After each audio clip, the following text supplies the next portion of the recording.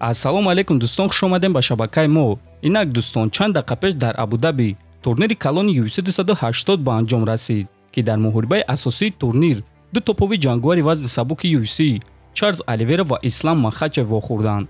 Дар ин навор мо обзори ин муҳорибаро пешкаш шумо мекунем ва мебинем ки дар ин муҳориба ки ғолиб шуд. Дӯстон, барои шумо беҳтарин хабар, акнун шумо метавонед аз ширкати Шифофармо ҳама намуд доруҳои гиёҳиро бо нархи арзон ва сифати олӣ дастрас кунед. Доруҳо барои хароб ва фарбешавӣ, дарди дил, дарди меъда, пастаҳо барои хунукзадагӣ, барои қавӣ кардани мардонагӣ, барои шахсоне ки фарзанд ёфта наметавонанд, равғани усма, хелба, равғани сиёҳдона барои ҳамаи дардҳо, шампунҳои гиёҳӣ.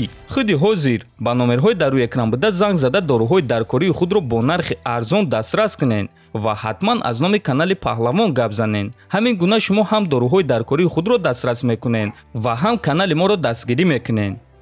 хотиррасон мекунем ки Чарлз Оливера чемпиони пешинаи UFC буд ва айни замон ӯ якум рақами рейтинг аст, а Ислам Махачев бошад чорум рақами рейтинг аст. Чарлз Оливера 11 ғалабаи пайдарҳам дорад, а Ислам Махачев 10 ғалабаи пайдарҳам ва ғолиби ин муҳориба беҳтарин ҷангори вазни сабуки UFC-ро аниқ мекунад.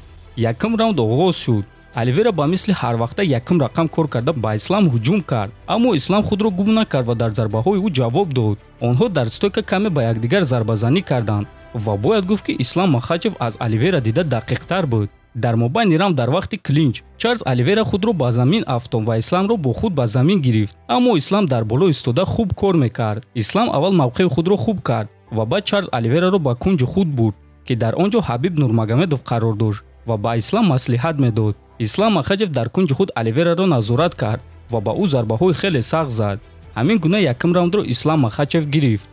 дуюм раунд оғоз шуд ва аз оғози раунд Чарлз Оливера боз ба Ислам Махачев ҳамла кард, а Ислам бошад дуюм рақам кор мекард ва дар зарбаҳои Чарлз Оливера бо зарбаҳои сахти худ ҷавоб медод. каме дар стойка кор карда Ислам хост ки Оливераро ба замин афтонад, аммо Оливера аз текдаун худро хуб ҳимоя мекард.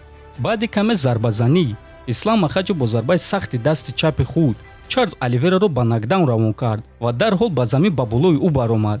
Ислам Махачев аз боло истода мавқеи худро хуб кард ва баъди якчанд сония ӯ Чарлз Оливераро маҷбур кард ки таслим шавад, чӣ гунае ки ваъда дода буд. ва ҳамин гуна Ислам Махачев бо тариқи сабмишн дар дуюм раунд ғалаба ба даст оварда чемпиони нави UFC дар вазни сабук шуд.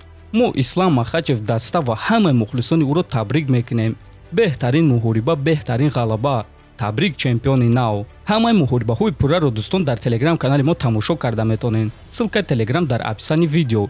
каме дертар суханҳои ҷангуарҳоро баъди муҳориба пешкаш шумо мекунем. барои ҳамин дар канали мо обуна шуда видеоҳои навро интизор шавед. то боздид хонободу сарбаланд бошед.